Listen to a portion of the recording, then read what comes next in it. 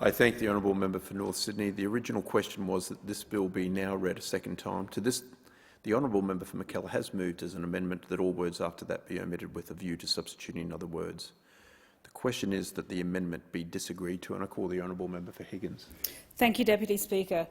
From Coffs Harbour to Orange, Gladstone, Bunbury, Rockingham, Burnie, Armidale in the New England, Katherine, Darwin, Geelong and Warrnambool, my medical degree served as a ticket to travel and experience the joys of working and living in regional Australia.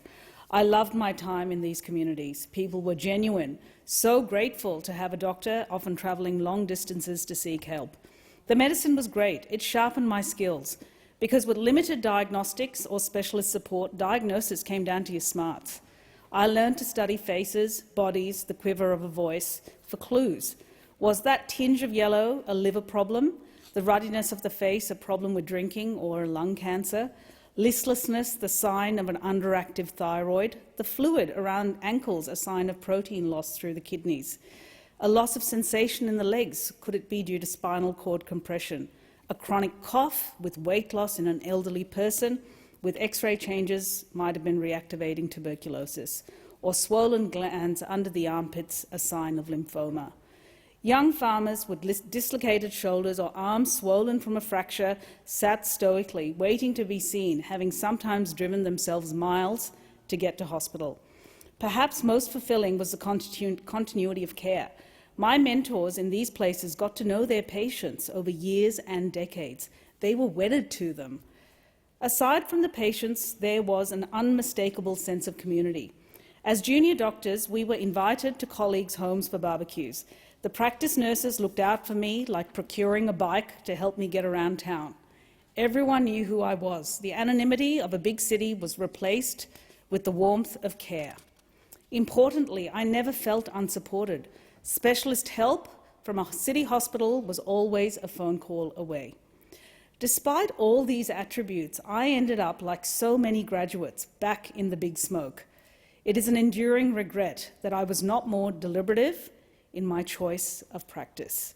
My internship was at a big city hospital, and once I got on that treadmill, I never got off. I also incurred a big HECS debt, which took around a decade to pay off. My story is sadly the norm rather than the exception, and partly explains the unequal distribution of clinicians, with an excess seen in metropolitan areas compared to a scarcity in the regions. Analysis by the Australian Institute of Health and Welfare in 2020 showed that there were more than 386,000 full-time equivalent clinicians working in major cities, compared to 132,000 in all other regional and remote areas combined. The Medical Deans Australia and New Zealand survey of 2021 found that among final year students, just under a third considered working outside of a capital city. I despaired that at a major hospital I worked at, I could count on one hand over my 13 years there the number of junior doctors who ended up in general practice. It is heartening then that we are at least doing something about this. Our amendments to the Higher Education Support Act will reduce or waive help debt for rural doctors and nurse practitioners to encourage them to live and work in the regions. Eligibility commences from the 1st of January this year, retrospective, with applicants required to work at least 24 hours per week. In order to have 100% of the relevant help debt forgiven, those in remote and very remote communities are required to work for half the length of the course, and for those in small, medium or large rural towns are required to work for the full length of their course. So, Dr Sheridan, who is 3 years or more post-graduation, will be eligible for 100% of help debt forgiveness if he works 3 years, that is half of his 6-year medical degree, in a remote community like Cloncurry. If he works in a small, medium or large town like Wangaratta, then forgiveness of his help debt would occur after working for a minimum of 6 years or the equivalent of his degree.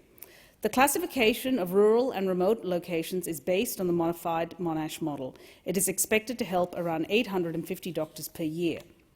Help forgiveness could equate to a benefit of approximately $46,000 to $68,000 for students who studied medicine and around $8,000 for nurse practitioners, based on 2022 student contribution amounts. Also, this bill will waive indexation on help debts for for the time spent working in a regional or remote area. Refunds will occur through the taxation system after work milestones, the 50 or 100% milestones, have been met. In 2018-19, those who studied medicine were estimated to take on average 10.5 years to repay their health debt, much like mine, the longest repayment of any time in any field, while those who studied nursing repaid it in an average of 7.7 years. Outside the remit of this bill are other initiatives to support the regional health workforce. We know that financial incentives are often not enough, which is why we are investing in a mentorship program. We are expanding the pre-vocational doctor training program to 1,000 places by 2026 through a $5.6 million investment so that more junior doctors have an opportunity to experience rural primary care at an early stage of their career. This is part of the $185 million workforce package to attract more doctors, nurses and allied health professionals into the regions. We all need good mentors, and there is no shortage of them in regional communities. Wise heads with grey hair who have seen it all before and are generous with their time. Deputy Speaker, when it comes to correcting the maldistribution of health professionals, every little nudge helps. When cost of living pressures are biting, it makes a real difference for doctors and nurses to consider moving to the country. I wish I had joined the docs all those years ago. My advice to juniors is, don't be seduced by the city when wide open spaces with a great lifestyle and a fulfilling career beckons.